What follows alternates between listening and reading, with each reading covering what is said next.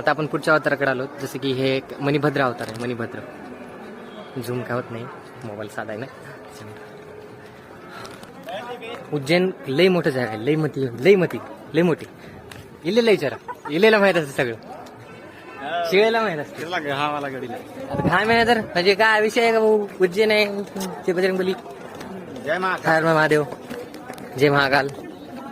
महादेवांची खूप मोठी प्रतिमा आहे इथं, लई मोठी. जय श्री महाकाल. हे नेक्स्ट आहे महादेवांची जटा उघडी असलेला, शेष नागाला धरलेला सगळ्यांचा उघड. तिथे खूप मोठी दिसली मी.